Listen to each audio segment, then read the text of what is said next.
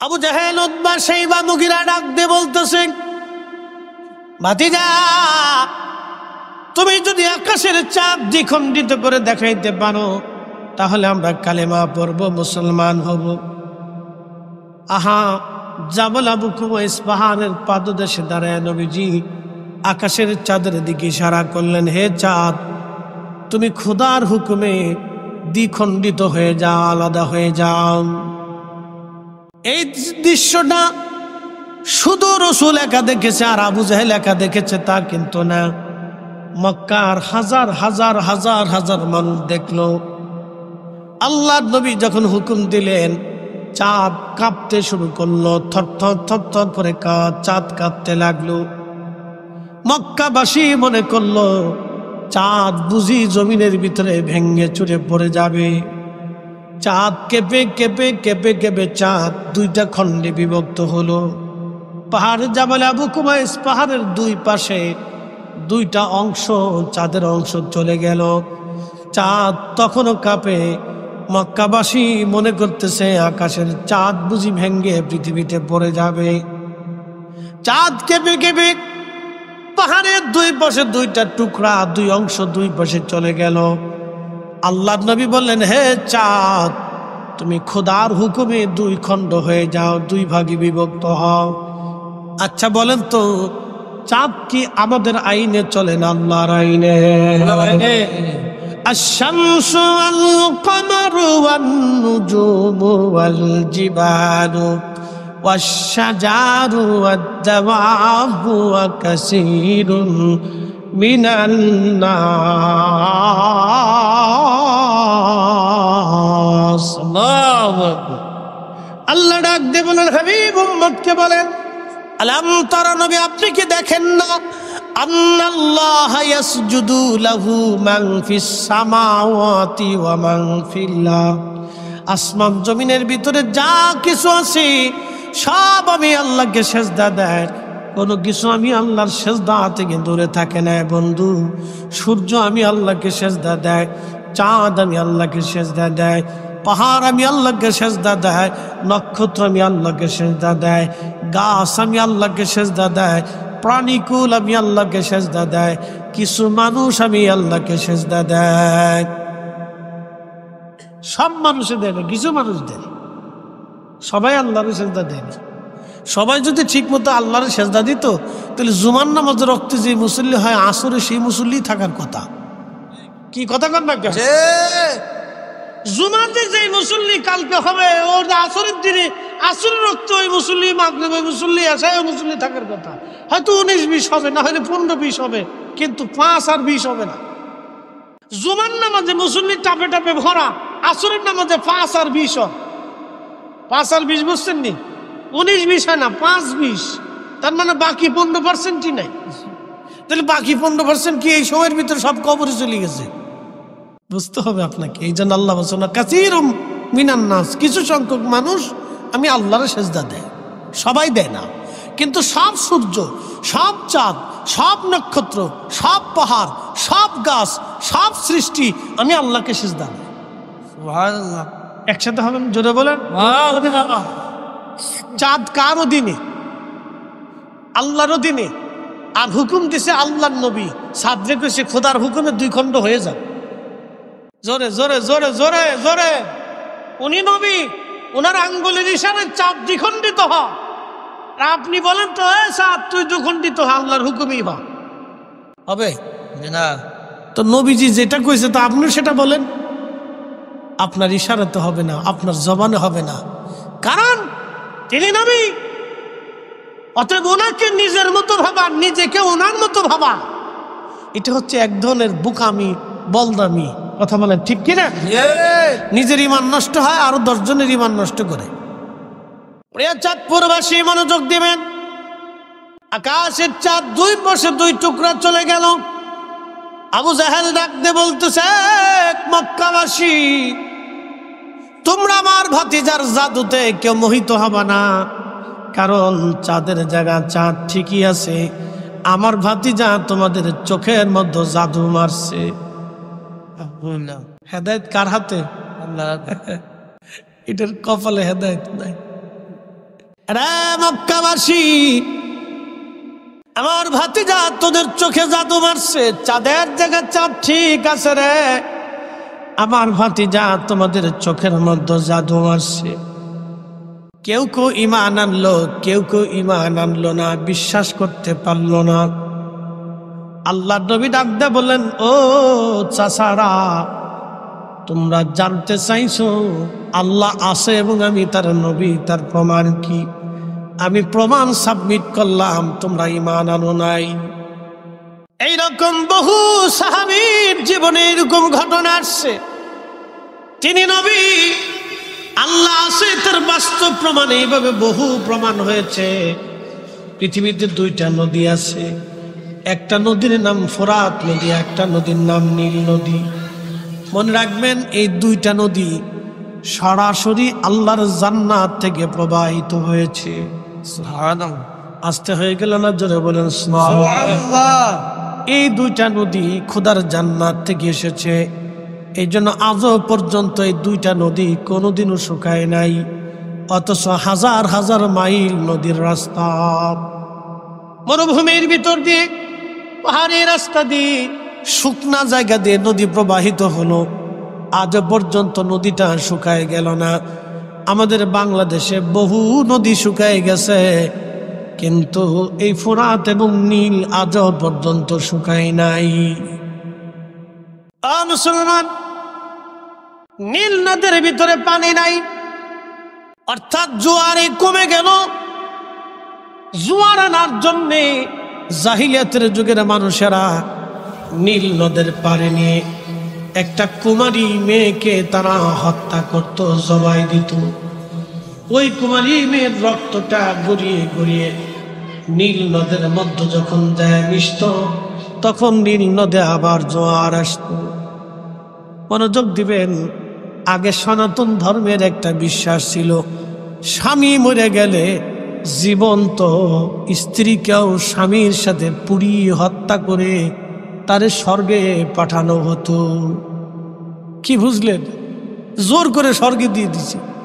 I high, সনাতন ধর্মে আগের বিশ্বাস ছিল, স্বামী মরে গেলে জীবন্ত স্ত্রীকে ধরে নিয়ে স্বামীর সাথে জীবন্ত পুড়িয়ে মেরে স্বামীর সাথে স্বর্গে পাঠাইতেছে, যা দুজনে একসাথে স্বর্গে থাকবে। কি বুঝলেন আপনারা? ইসলামের মতো এমন বিশুদ্ধ ধর্ম পৃথিবীতে আর হবে না। হাত চাকরা বলেন, ঠিক না বেঠে? কখনোই ছিল না। এত চমৎকার জীবন ব্যবস্থা, দুজনের একসাথে স্বর্গে পাঠিয়ে দিচ্ছে। শত শত বছর ধরে কত মানুষের জীবন এইভাবে চলে গেল, কত নারীর জীবন অকালে ঝরে চলে গেল। কি কথা কন না কেন? ঠিক না? কত নারীর জীবন অকালে ঝরে চলে গেল। শত শত বছর ধরে কত মানুষ জীবন্ত পুড়িয়ে মারা হলো এইভাবে। ইসলাম আসার পরে তারা দেখলো না, ইসলাম ধর্মে এমন কোনো বিধিবিধান নাই। স্বামী মরার কারণে স্ত্রী কেন আগুনে পুড়ে মারা যাবে? স্বামী মরার কারণে স্ত্রীকে কেন জোর করে মারা হবে? কি জন্য স্বামীর কারণে বিবি মরবে? তার তো একটা জীবন আছে, তার যে স্বপ্ন আছে।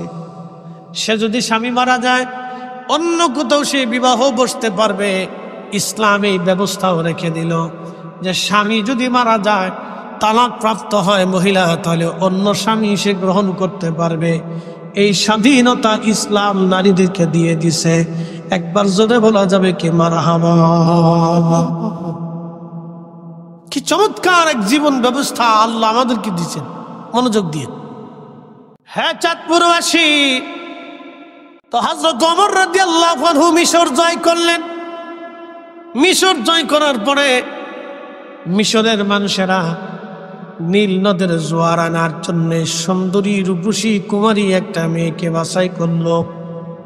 সুন্দরী মেয়েটাকে বাছাই করার পরে এই মিশরের লোকেরা ঢোল ডগর পিটাইয়া আনন্দ করে নাচতে নাচতে নীল নদের কিনারের দিকে তাকে নিয়ে যাচ্ছে। নীল নদের পাড়ে তাকে জবাই দেওয়া হবে।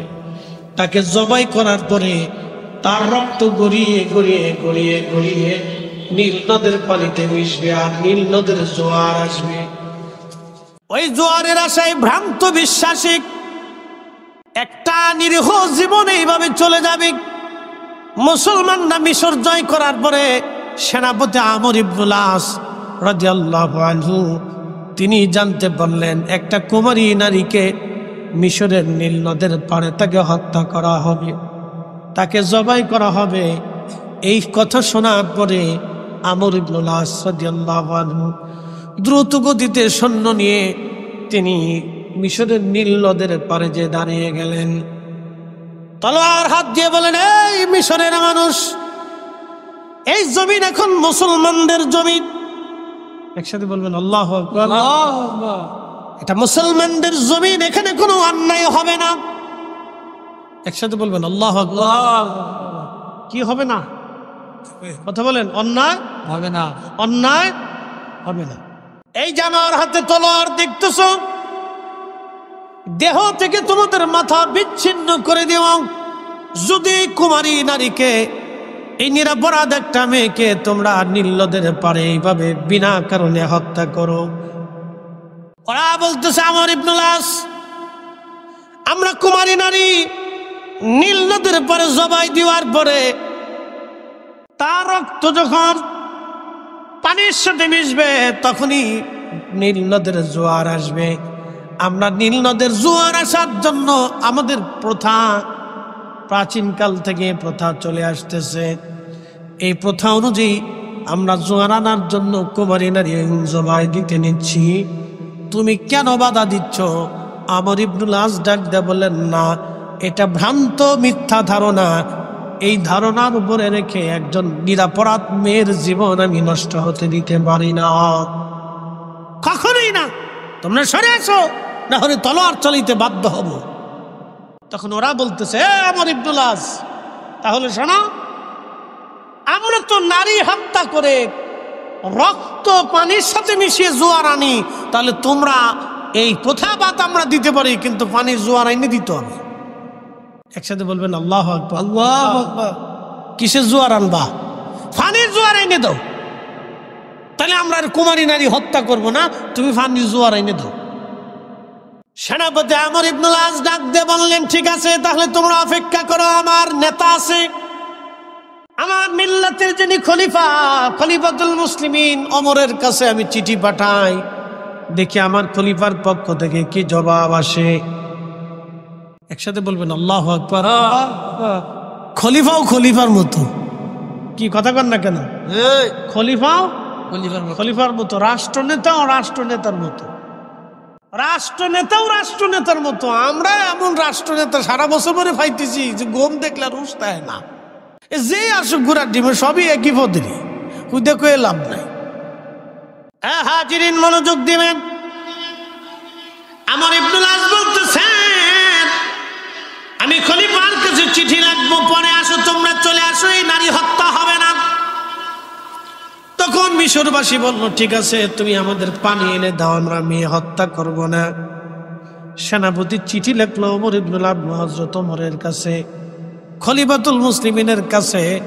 আল্লাহর নবী তাদের প্রশংসা করলেন, ফাআলাইকুম বিসুন্নতি, তোমরা আমার সুন্নাত মানবে, ওয়া সুন্নাতিল খুলাফাইর রাশিদিনাল মাহদিন, তোমরা আমার হেদায়েত প্রাপ্ত খলিফা 4 খলিফার সুন্নাত তোমরা মেনে চলবে। আবু বকরকে মানবে, ওমরকে মানবে, উসমানকে মানবে, আলীকে মেনে নিবে। একবার জোরে বলা যাবে কে মারহাবা। আমি রাসূলের সুন্নতকে যেমন তোমরা চোখ বুজে মানবা, আমি রাসূলের এই 4 জন খলিফার সুন্নাতকেও চোখ বুজে মানবা। হয় না, হয় না? জোরে জোরে জোরে জোরে, না না, আরো জোরে বলো, জোরে। পৃথিবীতে এত বড় সার্টিফিকেট হতেই পারে না। আমি রাসূলকে যেইভাবে মানবা, ফাআলাইকুম বিসুন্নতি, আমার আদর্শকে তোমরা যেইভাবে চোখ বুজে মানো, সুন্নাতিল খুলাফাইর রাশিদিনাল মাহদিন, আমার খুলাফায়ে রাশিদিন হেদায়েত প্রাপ্ত, সত্যনিষ্ঠ, হকের উপরে প্রতিষ্ঠিত আবু বকর, ওমর, উসমান, আলী, এই 4 জনকে তোমরা চোখ বুজে মেনে নিবা। একসাথে বলবেন না মারহাবা। আপনাকে বুঝতে হবে তার কেমন ভাবে হেদায়েতের উপর প্রতিষ্ঠিত ছিল। দেখেন, হযরত ওমরের কাছে চিঠি চলে আসছে, বিস্তারিত ঘটনা আমর ইবনুল আস জানাই দিলেন যে খলিফাতুল মুসলিমিন এদেশে নীল নদের জোয়ার আনার জন্য লোকেরা কুমারী নারী হত্যা করে। তো এখন আমরা কি করব? আমি তাদেরকে বাধা দিছি, তাদের আবদার হচ্ছে যদি আমরা নীল নদের জোয়ার এনে দিতে পারি তাহলে আর কোনোদিনও এই কুমারী নারী হত্যা হবে না। সেনাপতি আমর ইবনুল আস চিঠি পাঠিয়ে দেওয়ার পরে হযরত ওমরের দরবারে চিঠি চলে আসছে। তিনি চিঠিখানা দেখলেন। চিঠিখানা দেখার পরে তিনি আর একখানা চিঠি লিখলেন।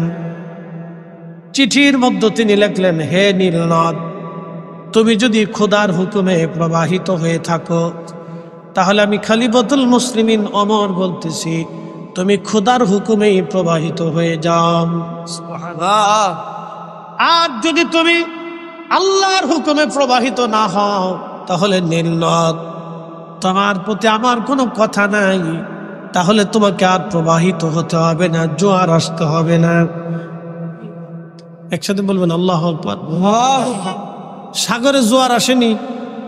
কথা বলেন, আসে? আচ্ছা, যখন জোয়ার আসা শুরু হয় তখন আমি যদি একটা সাগরে চিঠি পাঠাই, হে সাগর, আমি মুফতি জহুরুল ইসলাম ফরিদি বলতেছি, তুমি কিন্তু জোয়ার আইসো না, আল্লাহর হুকুমে তুমি চলে যাও, চলবে? চলবে? চলবে? বেলু নাই, সাগর তোর চিঠি রে, তুমি কেঠা ঢাকায় বসার মতো, তুমি কেঠা? কারণ আমি আল্লাহকে ওইভাবে সন্তুষ্ট করতে পারি নাই, গোলাম আল্লাহর হতে পারি নাই, রসুলের গোলামিও হয় নাই। কথা বলেন ঠিক কিনা? কোনোটাই হয়েছে না। চাঁদপুরবাসী মনোযোগ দিবেন।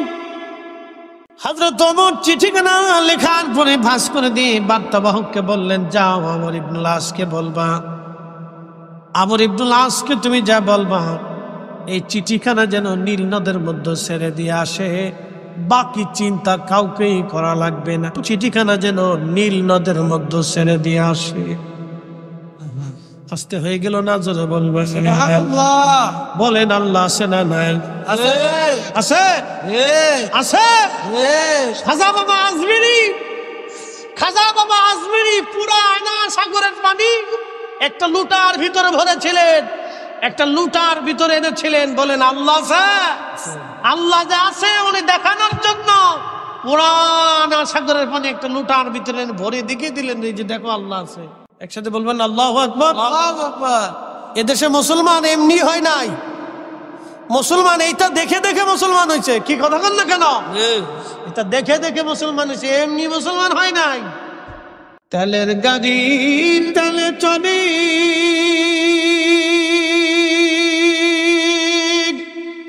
হাওয়ার গাড়ি হাওয়ায় উড়ে, বিনা তেলে চালায় গাড়ি নবী সুলাইমান। আমরা সেই মুসলমান, আমরা সেই মুসলমান। আল্লাহুম্মা সাল্লি আলা, হ্যাঁ জবান খুলে একসাথে,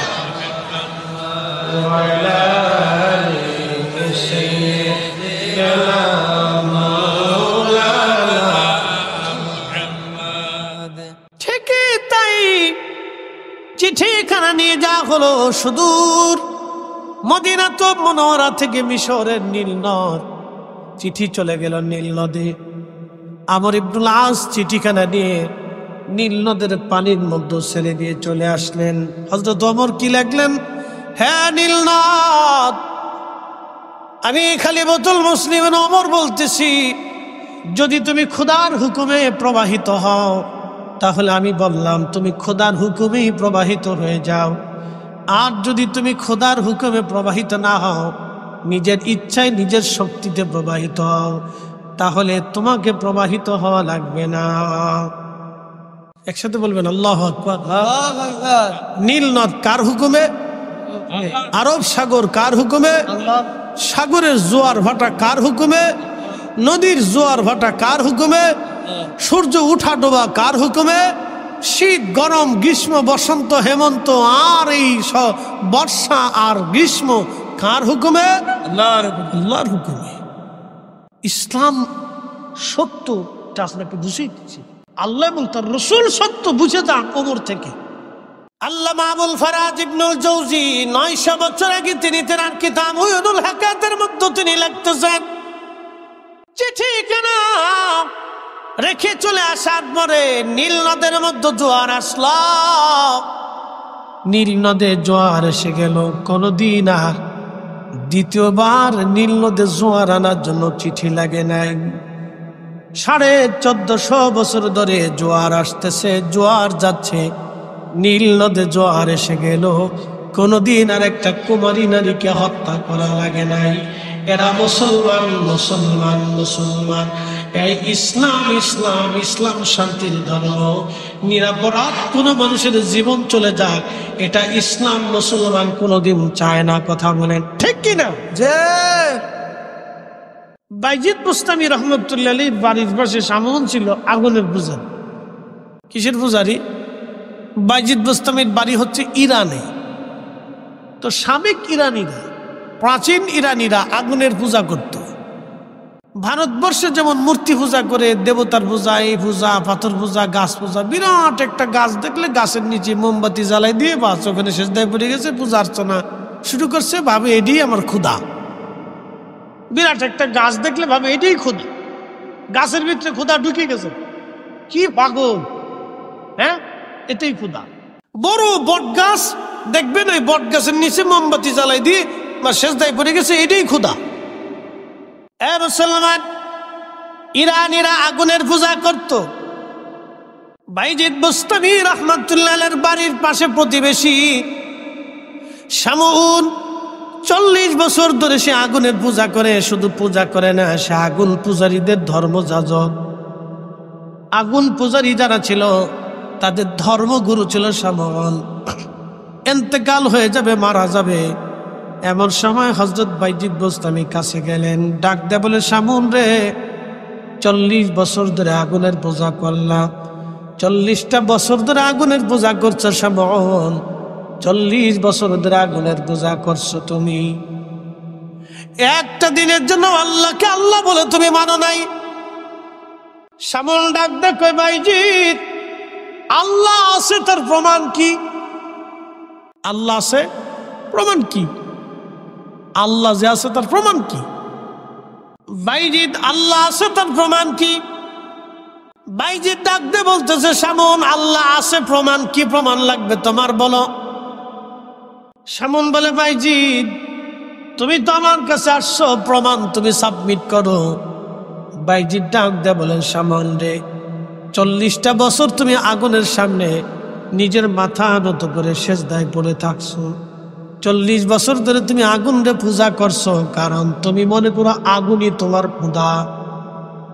বাইজিদ রে, শামউন রে, 40 বছর ধরে তুমি আগুনের সামনে মাথা নত করে পড়েছিলে। আর শামউন, আমি প্রমাণ করব, ওই আগুনের মধ্যে তুমিও হাত দিবা, আমিও হাত দিব।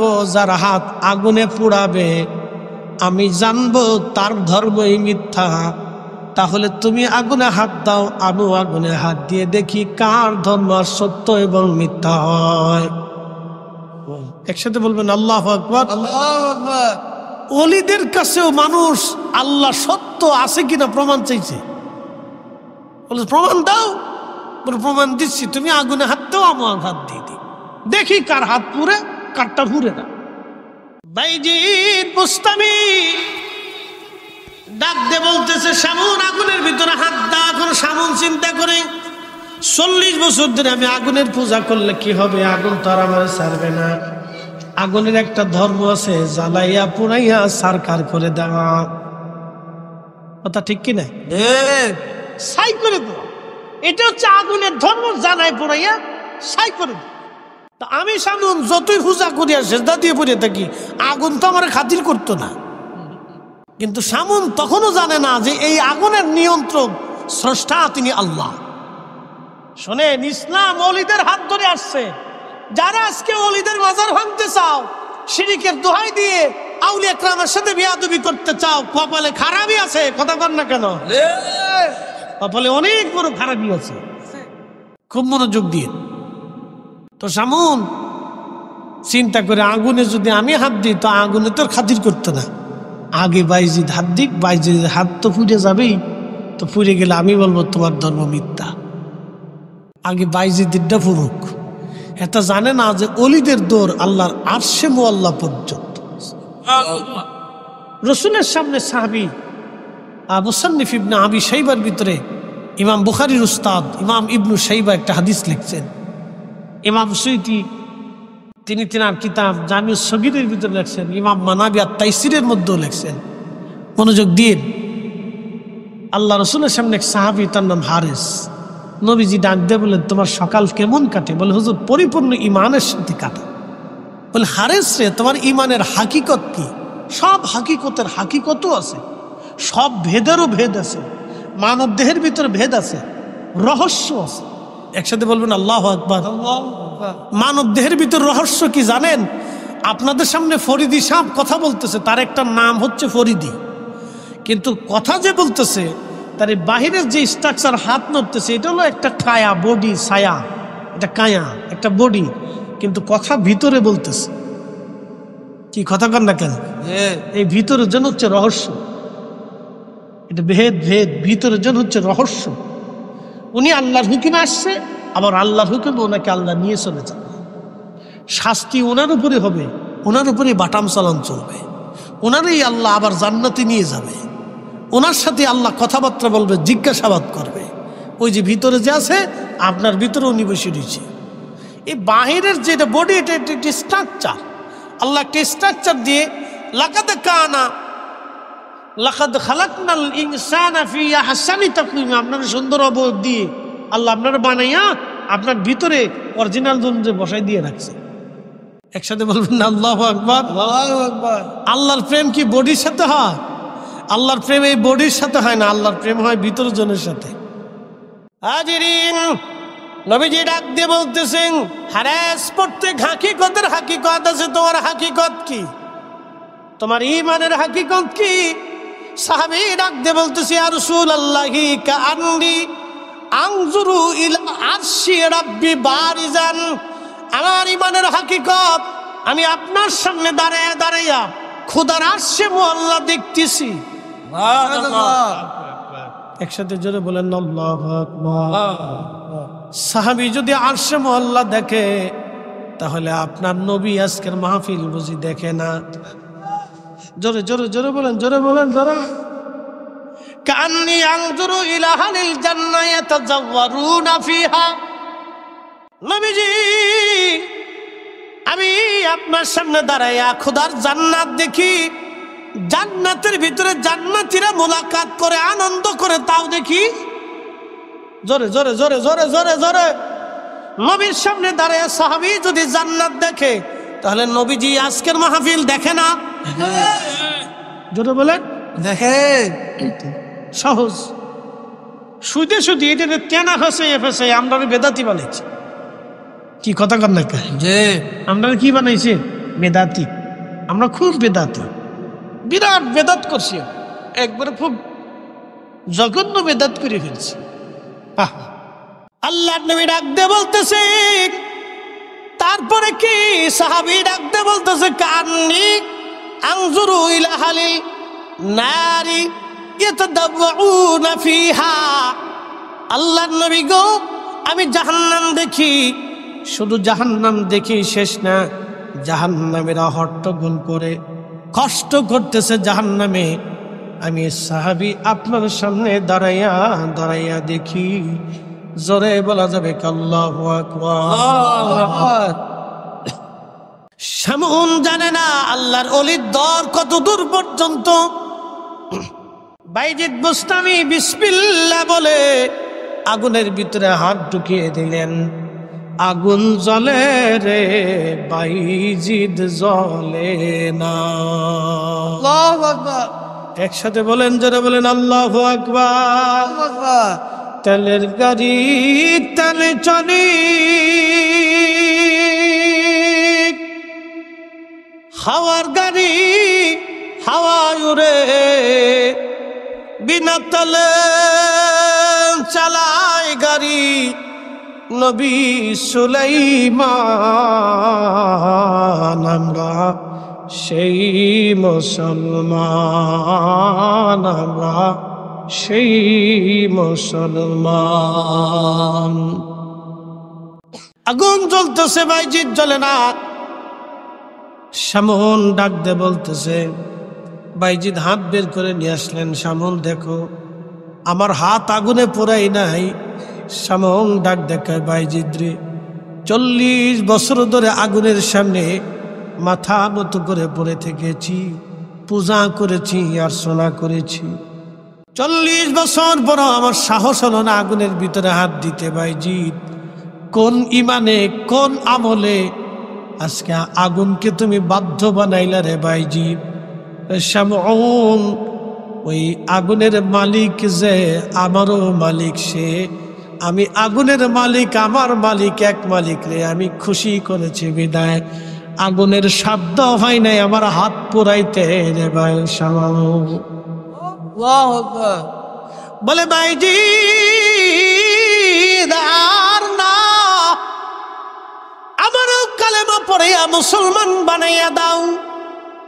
আশহাদু আল্লাহ ইলাহা ইল্লাল্লাহু ওয়াহদাহু লা শারীকা লাহু, আমি সাক্ষ্য দিচ্ছি আল্লাহ ছাড়া আর কোনো মাবুদ নাই। আমি আরো সাক্ষ্য দিচ্ছি তিনি এক। কি কথা কর না কেন, ঠিক কিনা? তার কোনো শরীক নাই, শরীক নাই, ছেলে মেয়ে স্ত্রী আর কোন খোদার অস্তিত্ব সৃষ্টিতে নেই। এই দেবতা, এই দেবতা, এই দেবতা, বাণীরটা, ল্যাংটারটা, কানারটা, বুবারটা, কোনারটা, গরু, ছাগল, হাঁস, মুরগি, ভেড়া, বকরি, এগুলি কিচ্ছু নেই। কবি জীবনানন্দ দাশ একটা কবিতা লেখছে, এই যুবকরা ভালো করে শুনে যে এগুলি বুঝে যাবেন। কবি জীবনানন্দ দাশ একটা কবিতা লেখছে, আবার আসিব ফিরে ধানসিঁড়িটির তীরে নবান্নে বাংলায়, হয়তো শালিকের বেশে না হয় শঙ্কচিলে, তাহলে কুত্তে বিলে ছাগল পাগল তা হবে তা হইয়া। কথা বুঝেন নাই? এটা তার ধর্মের বিশ্বাসের কথা বলছে। সনাতন ধর্মের বিশ্বাস হচ্ছে মানুষ মারা যাওয়ার পরে আবার সে পৃথিবীতে ফিরে আসে, হয়তো পাখির বেশে, না হয় কুত্তার বেশে, না হয় ছাগলের বেশে, না হয় গরুর বেশে। কথা বুঝেন নাই? এটা তাদের বিশ্বাস। এখন আমাদের বিশ্বাস কি? পৃথিবীতে আর কেউ ফিরে আসবে? একসাথে বলেন, কেউ এসেছে? কোনো প্রমাণ আছে? কখনোই নেই। কোন মানুষ আর ফিরে আসবে না, কোন সুযোগ নেই। আবার আসিব ফিরে ধানসিঁড়িটির তীরে নবান্নে বাংলা, হয়তো শালিকের বেশে নাই শঙ্কচিলের বেশে, এটা সেটা হাঁস, মুরগি, কুত্তা, কাউয়া, এগুলির বেশে আর পৃথিবীতে আসার কোনো সুযোগ নাই। ওনাকে আল্লাহ পাঠিয়েছেন মায়ের রেহেম দিয়ে, পৃথিবীতে আসছি, আবার কবরে নিয়ে যাওয়া হবে, প্রশ্ন হবে, সওয়াল হবে, জবাব হবে। অবিল আখিরাতি হুম ইউকিনুন, আপনাকে আখিরাতে বিশ্বাসী হতে হবে।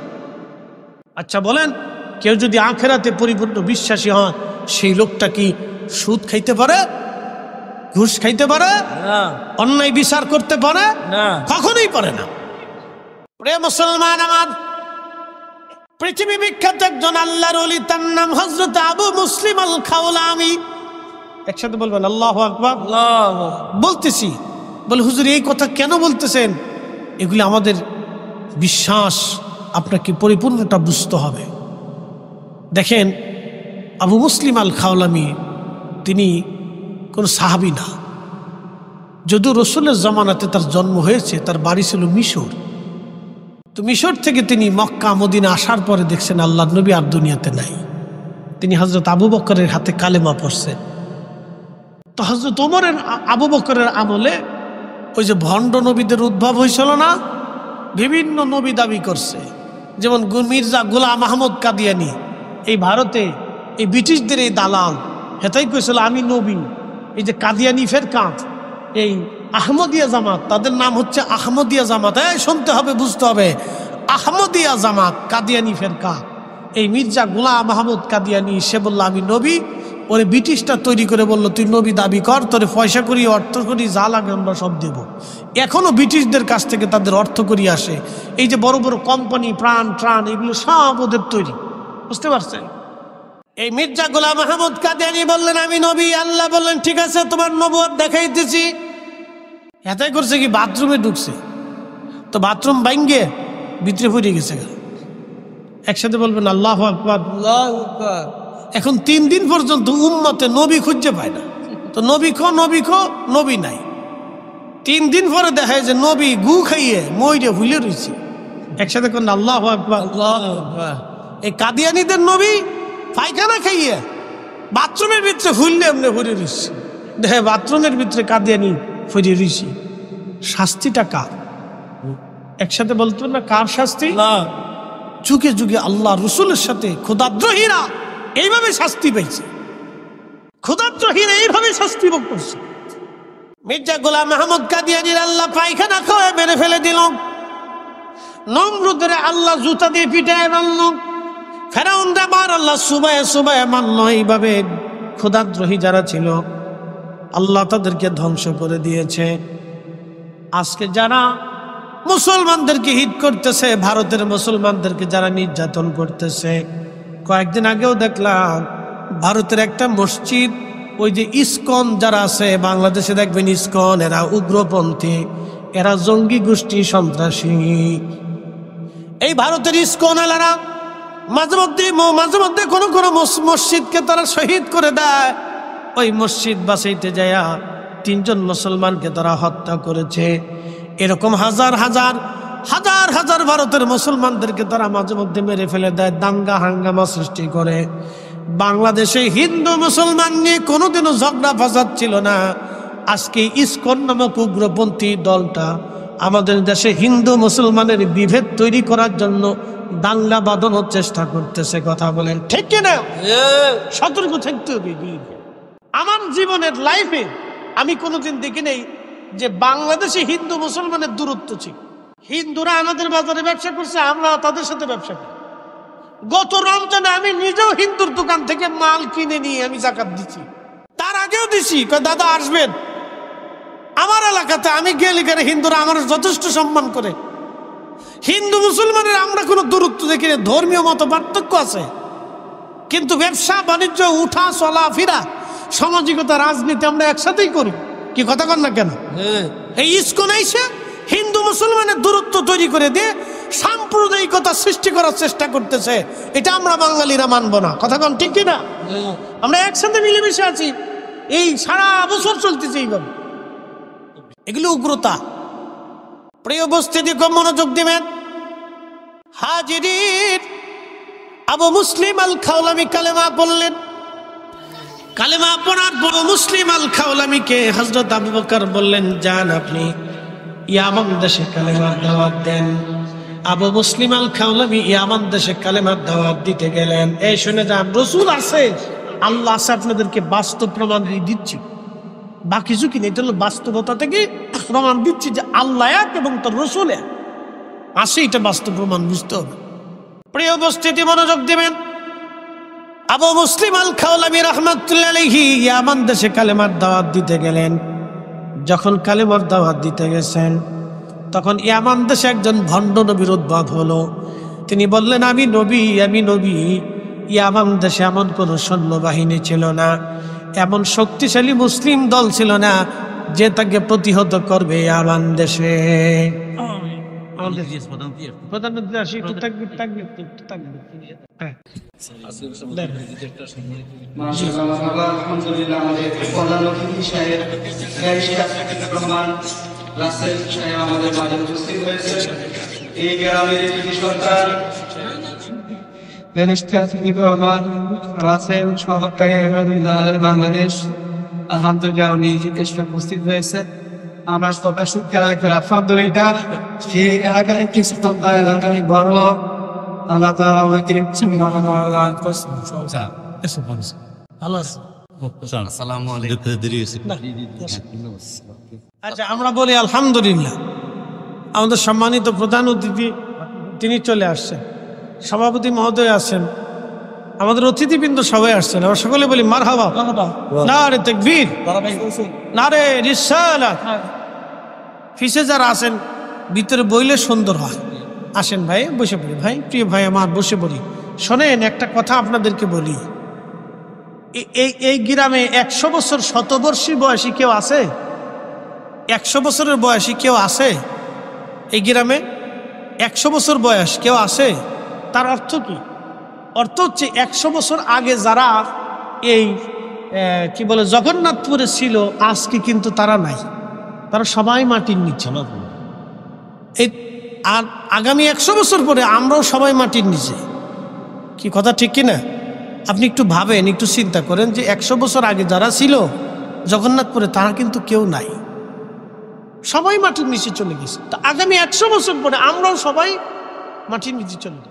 আপনি যা দেখেন গোরস্থানে মাঝে মধ্যে দাঁড়াবেন, যা দেখবেন যে ওখানে চেয়ারম্যান, মেম্বার, এমপি, মন্ত্রী, মিনিস্টার, শিক্ষিত, অশিক্ষিত, ধনী, দরিদ্র, কত মানুষ একই মাটির নিচে সমান হয়ে গেছে। একই মাটির নিচে সবাই মিসমার হয়ে গেছে, কারোই কিন্তু কোনো খোঁজ নাই। তার আওলাদরাও কবরের পাশে দাঁড়ায় না। 200 বছর আগে, 300 বছর আগে যারা কবরে চলে গেল, তাদের কবরের পাশে দাঁড়ানোর আজকে কেউ নাই, কেউ নাই। ঠিক আমাদেরও সেম, 200 বছর পরে আমাদের কবরের পাশে কেউ দাঁড়াবে না। এটা কিন্তু চিরসত্য। এই জন্য দাঁড়িয়ে থেকে কষ্ট না করে ভিতরে বসি। এটার ভিতরে বসলে আল্লাহ আপনাকে মাফ করবে। শোনেন, আল্লাহর জান্নাতে যাইতে হলে আপনাকে আল্লাহকে খুশি করেই যাইতে হবে। দিন শেষে আমরা কিন্তু সবাই আল্লাহর কাছে চলে যাব, সময় ফিরে যাব আল্লাহর কাছে, কোনো সুযোগ নাই। আমরা দিন শেষে আবার আল্লাহর কাছে চলে যাব, কোনো রাস্তা নাই, বিকল্প কোনো পথ নাই, কোনো পদ্ধতি নেই, কোনো সুযোগ নেই। তাই জন্য আপনাদেরকে বলতেছি, আমরা বসতে হবে। আমি কথা বলতেছি, কথা বলে শেষের দিকে চলে আসছি। শুধু আল্লাহ আছে এটা আমাদেরকে বুঝতে হবে, এবং আল্লাহর নবী সত্য। এই যে আমাদের ধর্ম বিশ্বাস, এই যে আমরা সত্যের উপর প্রতিষ্ঠিত আছি, এটা আপনাকে ইয়াকিন রাখতে হবে। কেন? আমি বাস্তব প্রমাণ আপনাকে দিচ্ছি। তো পৃথিবী বিখ্যাত ওই সেই কঠিন যুদ্ধ চলতেছিল, ভণ্ড নবীদের উদ্ভব, মুসাইলামতুল কাজ্জাব থেকে শুরু করে সারা আরবে তখন বিভিন্ন নবীদের উৎপত্তি হলো। ইহুদিরা, খ্রিস্টানরা নবী বানিয়ে ফেললো। তো মহা মুশকিল মুসলমান, এটা যদি দমন না করা যায় তো মুসলমানদের অস্তিত্ব নিয়ে তখন টান দিয়ে ধরছে। তখন আবু বকর সিদ্দিক রাদিয়াল্লাহু আনহু ছিলেন ত্রাণকর্তা। আল্লাহু আকবার। তখন আবু বকর সিদ্দিক কঠোর হস্তে এই ভণ্ড নবী দমনের জন্য বাহিনীর পর বাহিনী, যুদ্ধের পর যুদ্ধ, সাহাবায়ে কেরামের জীবনের পর জীবন চলে যাচ্ছে। একসাথে বলা যাবে না আল্লাহু আকবার? আল্লাহু আকবার। ইয়ামান দেশে এমন কোন সেনাবাহিনী নাই যে ওই ভণ্ড নবীকে দমন করতে পারে। কিন্তু আল্লাহর নবী সাহাবী হযরত আবু বকর আবু মুসলিম আল খাওলামিকে তিনি পাঠিয়েছেন ইয়ামানে, আপনি যে ইসলাম প্রচার করেন। আবু মুসলিম আল খাওলামি কালেমার দাওয়াত দিচ্ছেন, ভণ্ড নবীর লোকেরা তাকে ধরে নিয়ে চলে গেল, মেরে ফেলে দিবে। আবু মুসলিম আল খাওলামি ডাক দিয়ে বলতেছে, হে ভণ্ড নবীর লোকেরা, তোমরা তো আমাকে মেরে ফেলে দিবা, হত্যা করবা, তোমাদেরকে প্রতিহত করার কোনো সেনাবাহিনী ইয়ামান দেশে নাই। এই মুহূর্তে আমাদের অস্ত্রের সামরিক কোনো শক্তি নাই তোমাদের সাথে প্রতিহত করার, কিন্তু তোমরা আমাকে ধরে নিয়ে আসছো, মেরে ফেলবা। তখন তারা মারার জন্য আগুন জ্বালাইলো, মাটি খনন করে ওর ভিতরে খড়ি লাকড়ি টাকড়ি দিয়ে আগুন জ্বালাইয়া তারা আগুনের মধ্যে ছেড়ে দিবে। আবু মুসলিম ডাক দিয়ে বলতেছে, ভণ্ড নবীর লোকেরা তোমরা শোনো, আমার আল্লাহ এক, আমার রাসূল আখিরি নবী। আমি আবু মুসলিম আল খাওলামি বিশ্বাসী, আমার দেশে কালেমার দাওয়াত দিতে এসেছি। হে ভণ্ড নবীর লোকেরা তোমরা শোনো, তোমাদের নবী যদি মিথ্যা হয়, তোমাদের নবী যদি সত্য হয়, তাহলে আমি আবু মুসলিম আগুনের মধ্যে পুড়ে যাব। আর আমার নবী যদি সত্য হয়, তাহলে আবু মুসলিম আগুনে আমাকে পোড়াবে না। একসাথে বলেন আল্লাহু আকবার। না না, হাত উঁচা করে জোরে জবান খুলে শক্তি দিয়ে বলেন আল্লাহু আকবার। দিন আছে, ইসলাম আছে, আল্লাহ আসেনি। কত বড় ইয়াকিন আল্লাহ হলে একজন আশিক রাসূল, তিনি বলতেছে আমার নবী শেষ নবী। যদি তিনি শেষ নবী না হন তাহলে আমি আগুনে পড়ে যাব, আর তিনি যদি শেষ নবী হয়ে থাকেন তাহলে আমাকে আগুন পোড়াবে না। হাজার হাজার মানুষ সাক্ষী। ইমাম ইবনে কাসির তার তারিখের মধ্যে লিখতেছেন, আবু মুসলিম আল খাওলামি রাহিমাহুল্লাহকে তারা হাত পা বেঁধে আগুনের মধ্যে ফেলে দিল। আগুন জ্বলে, আবু মুসলিম জ্বলে না। একটু আস্তে হয়ে গেল না? আল্লাহ আছে, আল্লাহ আছে। আগুন কার অধীনে? আগুন কার অধীনে? আবু মুসলিমও কার অধীনে? আল্লাহর অধীনে। বুঝে যেতে হবে, আপনাকে ইয়াকিন রাখতে হবে, পিওর 100। আবু মুসলিম আল খাওলামি আগুনের ভিতরে, আগুন জ্বলে কিন্তু আবু মুসলিম পুড়ে না। শুধু তাই নয়, আবু মুসলিমের মাথায় যে পাগড়ি, পাগড়িও পরে না, জুব্বাও পরে না, পায়জামাও পরে না, শরীরও পরে না, পশমও পরে না। ওনার শরীরের সাথে যা লেগে রইল কিছুই পড়ল না, আগুন জ্বলতে লাগলো। এখন প্রশ্ন করি, জবাব দিবেন, আগুন যখন জ্বলে আগুনের ভিতরে কি অক্সিজেন আছে? নাই। আগুনের ভিতরে কোনো অক্সিজেন নাই, এই জন্য মানুষ মারা যায়। দেখবেন আগুনে দ্রুত গতিতে মানুষ কেন মরে যায়? এর ভিতরে অক্সিজেন নাই। এই যে অনেক সময় ধোঁয়া, প্রচন্ড ধোঁয়ার ভিতরে, ঘরের ভিতরে আটকে যায়, দ্রুত গতিতে মারা যায়, কারণ অক্সিজেন শেষ হয়ে যায়, যার কারণে সে দ্রুত গতিতে মৃত্যু সংঘটিত হয়। এই জন্য আগুন জ্বলতেছে, আবু মুসলিম জ্বলে না। তখন আগুন যখন জ্বলে তো আগুনের ভিতরে তো অক্সিজেন নাই। তা আবু মুসলিমের ভিতরে, তার এই আগুনের ভিতরে অক্সিজেন সাপ্লাই কে দিছে? আল্লাহ। আপনাকে দিন বুঝতে হবে, ইসলাম বুঝতে হবে, কারণ অক্সিজেন আল্লাহর নিয়ন্ত্রণে, আগুন আল্লাহর অধীনে, অক্সিজেন আল্লাহর অধীনে, আবু মুসলিম আল্লাহর অধীনে। আবু মুসলিম চ্যালেঞ্জ দিয়েছে, আমার রসুল শেষ নবী, আমার আল্লাহর শেষ নবী, আমার আল্লাহর শেষ নবী, এই নবীর পরে আর কোন নবী নাই। আমার নবী যদি হক হয়ে থাকে তাহলে আমি আবু মুসলিম আগুনে পুরব না। হযরত ওমর, আবু বকরের জমানায়, আল্লাহু আকবার, তখন সাহাবে কেরাম লক্ষ লক্ষ সাহাবী জিন্দা, হাজার হাজার সাহাবী তখন জিন্দা। বুঝে যান, সেই দিন আগুন জ্বলল, আবু মুসলিম পুরল না। ভণ্ড নবী পলিয়ে চলে গেল, অনেকেই ঈমান গ্রহণ করলো। এই দৃশ্য দেখার পরে ভণ্ড নবীদের উৎপাত ইয়ামান থেকে চিরদিনের জন্য চলে গেল। একসাথে বলবেন না মারহাবা? এটা মুসলিম। আবু মুসলিম আল খাওলামি তিনি আগুন থেকে বেরিয়ে আসলেন। আগুন থেকে বেরিয়ে আসার পরে বহু বিধর্মীরা কালেমা পড়ে মুসলমান হয়ে গেল। ভণ্ড নবীর লোকেরা পালিয়ে চলে গেল।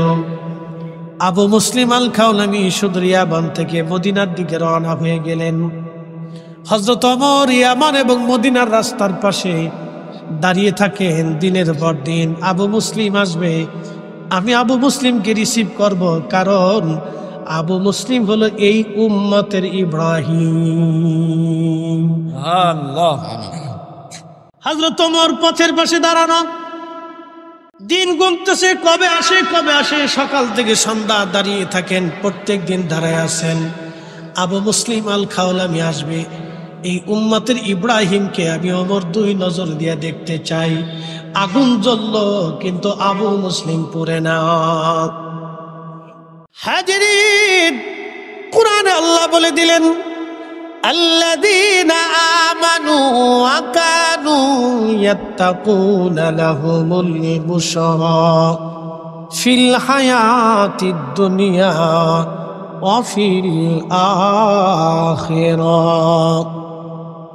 আল্লাযীনা আমানু, যারা ঈমান এনেছে, ঈমান বিশ্বাস স্থাপন করেছে এবং ঈমান অনুযায়ী যারা মুত্তাকি হয়েছে, আমার রব আমার আল্লাহ পাক বলে দিলেন, লাহুমুল বুশরা ফিল হায়াতিদ দুনিয়া, দুনিয়াতেও তাদের জন্য সুসংবাদ, ওয়া ফিল আখিরাহ, আখিরাতেও তাদের জন্য সুসংবাদ।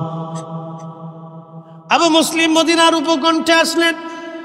হযরত ওমর তাকে দেখে দ্রুত গতিতে দৌড়ায় যাইয়া বুকের মধ্যে জড়িয়ে ধরলেন, চুমা লাগাইতে লাগলেন, আদর করতে লাগলেন, আর বললেন, আমি এই উম্মতের ইব্রাহিমকে দেখতে পারলাম, আমি উম্মতের ইব্রাহিমকে দেখলাম, আগুনে পড়ল, আগুন তারে পোড়ায় না।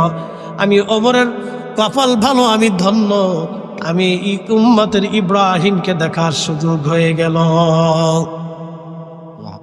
এখন বলেন আল্লাহ আছে? একসাথে বলেন আল্লাহ আছে। আমার নবী সত্য, তাতে কোনো সন্দেহ আছে? কোনো সন্দেহ নেই। অতএব আমরা বহু দেবতায় বিশ্বাসী না, আমরা এক খোদায় বিশ্বাসী। কথা বলেন ঠিক কিনা? আমরা এক মালিকই বিশ্বাসী। উপস্থিতি আমার, এগুলো আপনাদেরকে বুঝতে হবে। কাজী নজরুল লিখেছেন, আল্লাহতে পরিপূর্ণ ঈমান কোথা সে মুসলমান। আল্লাহতে পরিপূর্ণ ঈমান কোথা সে মুসলমান। সেই মুসলমান কোথায় পাওয়া যায় যে পরিপূর্ণ আল্লাহতে বিশ্বাসী? তাহলে আবু মুসলিম আল খাওলামির অন্তরে কি পরিমাণে আল্লাহর প্রতি ইয়াকিন এবং তার রাসূলের প্রতি ইয়াকিন থাকলে একজন ব্যক্তি আগুনের ভিতর ঝাঁপিয়ে পড়তে পারে। এই জন্য আমাদের ঈমানকে খুব দৃঢ় করতে হবে, মজবুত করতে হবে। আমি তো আসলে দূরে আর একটা প্রোগ্রাম, একবারে মতলবের উত্তরের শেষ কোনায়, তো যার কারণে আমাদের মাননীয় প্রধান সম্মানিত সভাপতি মহোদয় স্যারে আমার বলছিলেন যে হুজুর এশার পরে ধরেন। তাই আমি বললাম যে স্যার এশার পরে যদি ধরি তো সময় থাকবে 40-45 মিনিট। আমি উঠলাম,